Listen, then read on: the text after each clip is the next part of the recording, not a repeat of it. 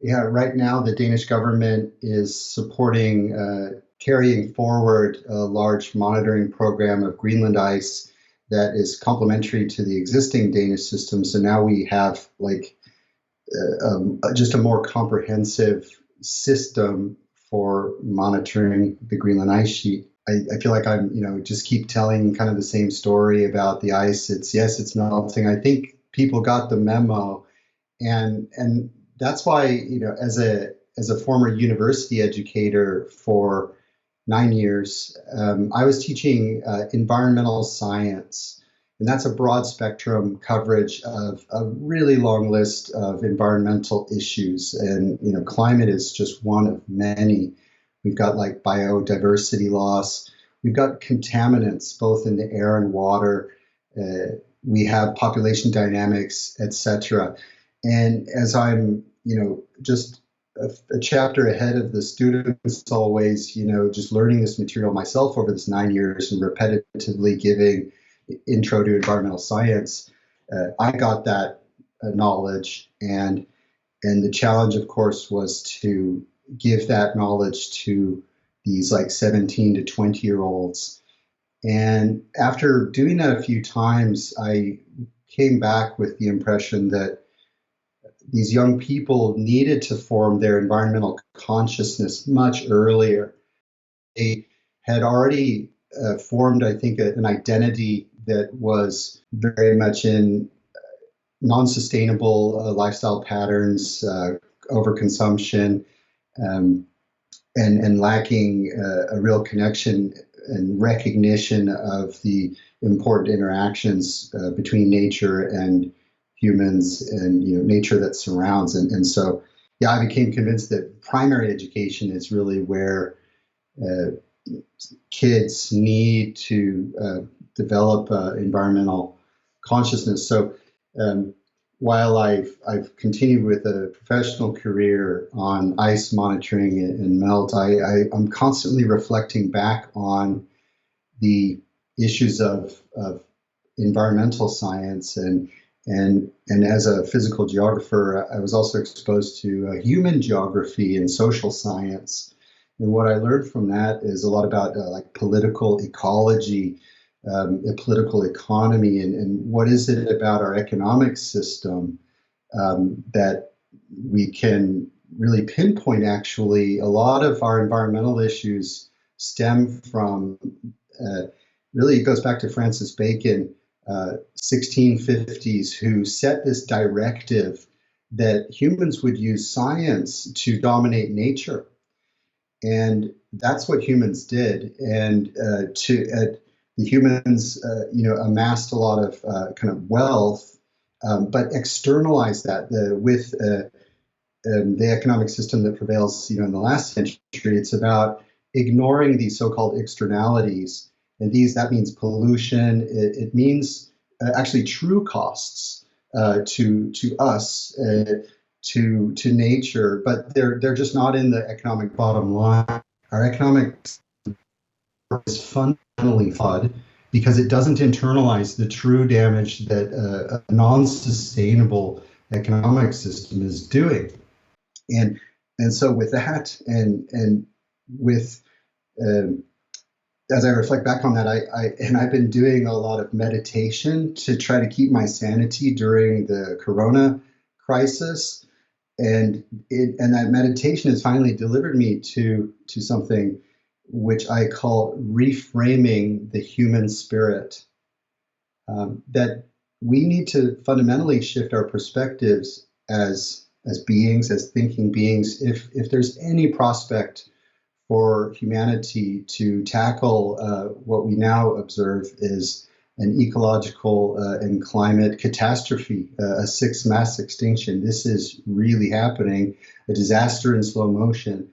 Uh, Therefore, I want to emphasize that value of giving kids an environmental perspective while they still have a chance. And we must reframe our spirit. And there's so much prosperity that comes from doing that. We can make the world a better place for people and nature that surrounds. by treating nature with respect, giving back to nature, not just taking. So that philosophy, I've managed to come out of the fog of the Trump era now that he's out of the White House, and that's what I came out with. But the last 4 years have been really difficult for me because we obviously were losing a lot of ground, and now it's beyond the 11th hour. It's time to rethink who we are. I think it's really helpful to try to be conscious. And maybe that sounds simple. It's something that comes with meditation, which is really just a practice of breathing, of focusing on the present, being present, hearing what's happening. Just simple things. And what that does is it takes us away from all of the invading thoughts from the past and future. So being conscious or awake to reality, so what is really going on out there? We are seduced by television programs, to escape reality, and while that's comfortable, there's a beauty in the true reality, a beauty in nature that I think we've separated too much from. I've heard about people meditating in the past, and I never really did it that much, and so I was really surprised once I started doing that, and I felt that it was necessary because I felt my health was deteriorating so much, not getting as much. I used to cycle back and forth to work, and that went away, and then just the kind of the mental health challenge of the repetitive thing that we've been in because of Corona crisis, that finally gave me the inspiration to try meditation. So I strongly recommend it, and learning about what it is. There's different flavors of it. Some are really intense, and some are really just about relaxing and de-stressing. Physical health is a key to mental health. So I think if we can better ourselves, we can try to project that outwards and try and get other people involved with being conscious, being awake of what is really happening out there.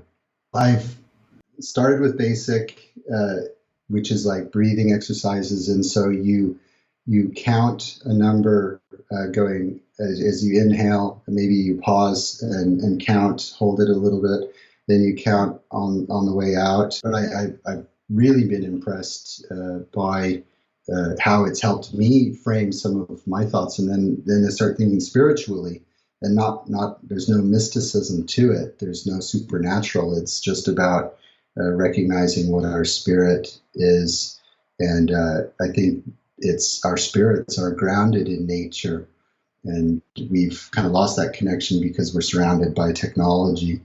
And so just taking a break to think about our relationship with environment in the context of climate and ecological collapse that's happening now.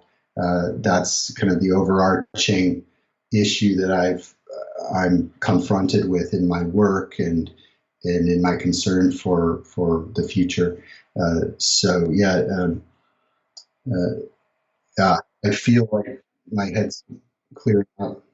I should mention that yoga is a really important part of my practice as well. My sister is an instructor, and she's been teaching me a lot. So this practice that I do has been very helpful for my physical self, and that's all I was thinking about for the first years that I've been doing it in earnest since 2016. And then I realized, well, at the end of typical yoga practices is a shavasana, where that's a moment where it is a meditation, but also for the rest of the practice, it's a meditation in motion, and it's the mind-body balance that you get from that type of practice that is also a great way to clear our minds. I think the scientific mind is very much in line with a yoga practice because I think it's fundamentally quite simply about exercise, about fitness. Of course, when you bring in the mind-body work, the meditation, the meditative aspects of a physical practice, then you start to touch on a spiritual world, and again, not a supernatural world, a very real world that's in our minds. And as you said, yoga, meditation, or yoga in particular, is a gateway into a spiritual world, a spiritual way of thinking that is, I think, maybe a portal to reality, unlike mystic religions, which have supernatural storylines in them.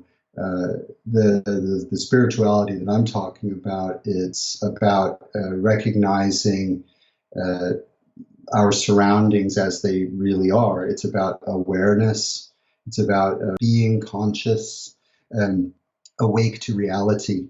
That is a spiritual movement that we should embrace, because that is how we reframe the human spirit, to recognize a very reality-based way that we're on this planet that's orbiting this star, and this planet has serious issues with chemical contamination of the atmosphere, CO2. Too much of a good thing, a little bit of greenhouse effect is good, but we have increased this blanket of heat trapping gas by 50%. It's overheating the climate system, and that is just the beginning of the story. We're a little bit too focused, I think, on the carbon crisis, elevated carbon in the atmosphere, because we have biodiversity collapse. Insects, pollinators. We're losing pollinators. We're the big fish in the oceans are mostly gone. So we're so far down this path of loss. We need to really recognize what we're truly losing, and begin to reverse that. If we don't, it's going to be so much worse in the future for most of us.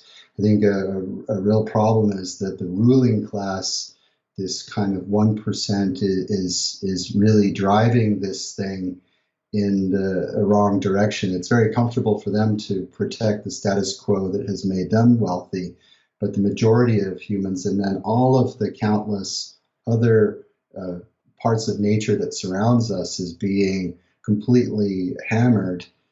So we have to reverse that.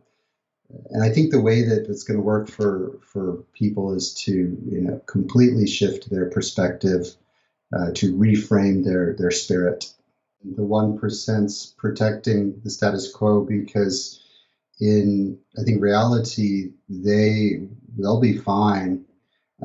It's a very cynical yet rational take that they have, and I think they also make the assumption that humanity can't help itself, and so I'm afraid of that type of thinking because of its selfish and cynical nature, but it would lead to the destruction of life as we know it on this planet. A very selfish perspective, but that's I call them the ruling class. I think we need scientists, educators, communicators, artists to enter leadership positions. I wouldn't necessarily recommend the political system as is, but the political system that we have, especially in the U.S., it's full of business people and lawyers, and I think real statespeople should be humanists and feminists and scientists. These are the leaders that I think have a much better perspective on sustaining life on Earth. Men, I think they've been raised too much in a macho culture. I think we can. There's so many examples of how machismo has created so many problems in our world. I'm personally really grateful to see more women in leadership positions, and those nations, those municipalities that are led by women tend to be less conflict based. So I've become an aspiring feminist because I'm convinced that if more women were running the show, we would have a better world.